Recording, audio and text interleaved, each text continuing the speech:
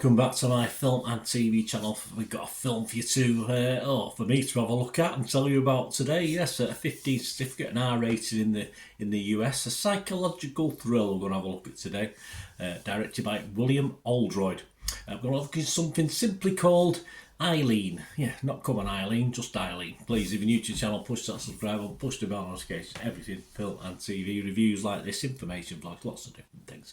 Even look out for a lovely Christmas quiz coming up as well, so make sure that notification button's pressed.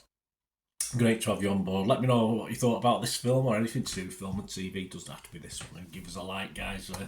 And if you give us a comment, I will either like it or, yeah, I'm not going to unlike it. I'll either like it or leave a response. So, yeah, give us a thumbs up. Be much appreciated.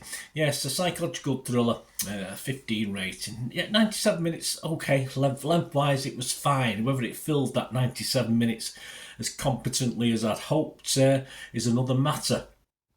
This stars, well, yes, I enjoyed the watching of this. Thomasin McKenzie, Shea Wiggum, Marin Ireland, Owen Teague, and of course Anne Hathaway's in this one. And it's based on the 2015 novel by Otessa Moshfegh, who adapted it with her husband Luke Goebel. There you go, I've pronounced that right, my apologies if not. And it's set in 1960s Boston, and the film trails a parasitic relationship. Yeah, sounds a little bit darker than I actually think it was portrayed. A parasitic relationship between two women working at a juvenile detention facility.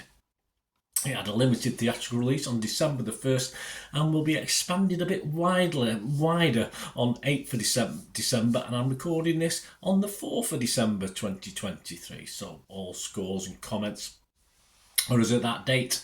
Yes, so we'll get on to the scores. Rotten Tomatoes is 87% positivity. That's very good. So I did see that before I watched the film. So I was very, very optimistic of a good, entertaining film. 118 scores, 7.2 out of 10. 103 fresh. There was 15 rotten, but obviously very much in the minority. And the consensus reads, Anne Hathaway and Thomasin McKenzie prove a well-matched duo in Eileen, can't argue with that, which honours its source material with a twisty tale of obsession. Well, I don't know the source material, and the twisty tale of obsession, I thought the obsession side wasn't perhaps done as well as it could have been done. For me anyway, it didn't sort of work. I might have missed something along the line, but it was slow burning, but not in a sort of dark way that I thought it could have been a lot darker than we actually get. Metacritic, the other site we look at, has scored it 71 out of 100 based on 34 critics. That's 24 positive and 10 mixed with no negative, so that's not all too bad. But Empire magazine, I don't know who it is, there's no name allocated to this one, but Empire magazine said it was brilliant in Prada as a princess and now as a prison psychiatrist. Anne Hathaway brightens this limp genre exercise that mistakenly prioritises B-movie thrills over more nuanced character interplay. There you go. So Empire didn't like it, but they are in the minority. They're in the minority with me, sort of, but I do agree with certain things.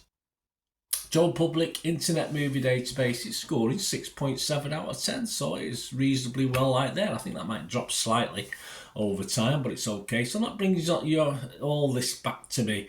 I mean, I'm never quite, as I've sort of hinted at or mentioned, convinced about the obsession side of this. It's there, of course it is, but it's not portrayed on the screen that intimately. But so I mean, it just isn't. I just thought it was a little bit weak on that side. You can put two together and make four. We're quite capable of that, but it never really got that obsessive side to it that I thought we should have felt, a darker side to it as well. I enjoyed the last third of the film far more than the wishy-washy first 2/3. I thought, I just thought it was a lot better. I mean, other people said they thought the ending was poor compared to the rest of it, but I thought that was the best bit, so I'm slightly different. And of course, that doesn't, for me, the last third being good, mean it's going to get a great score. And there's just not enough in that first 2/3, which is a shame, because I thought that the plot and the script offered a little bit more than perhaps we got, whether that's a fault of the actors and the characters, how they got things over, or just the writing in general. I'm not too sure, but it just didn't sort of work for me. Excellent cast, as I said. I don't mind watching those two young ladies who starred in this for one moment, but I just thought it was a reasonable story that probably reads okay as a slow burning novel, but I don't think it was told well enough for me on the screen. And the quirky twist as a result of what happened before didn't shock me, and I was not alone in laughing rather than gasping in shock at the twist near the end. I did laugh, and other people did laugh as well. So, I thought it should have perhaps been more a gasp of surprise. But if they're looking for dark humour, then fair enough, it worked. But I'm not too sure they were, unfortunately. As I said, the length of the film was fine. It just wasn't filled in particularly well at the time. It is watchable. I'd have to say it was watchable, so I'm going to have to give it a watchable score because it is, just for the two main actors. And yeah, the twist and that last third of the film that I found reasonably entertaining. I thought, oh yes, all right. I sort of forgive some of what had come before. It is is it a tense psycho thriller classic? No, not by a long way. But if it's watchable for the two main actors and a little twist then that makes you laugh or gasp, it doesn't really matter, does it? As long as you have some emotional response to it, it's okay. So my scores, Rotten Tomatoes, I would have to just edge it to fresh, almost rotten. I would have increased that 15 to 16. Metacritic, yeah, I'd have to be mixed on it because I am mixed because I say I enjoyed a third of it and not so much the other 2/3.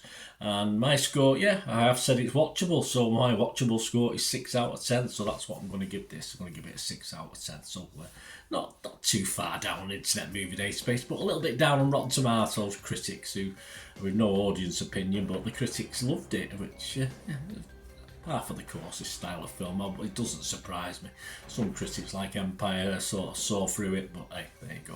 Thanks for watching, guys. Let me know what you thought. It'd be great to hear from you. Till we meet again, I only ask one thing, don't I? Please stay safe, everyone. Bye for now.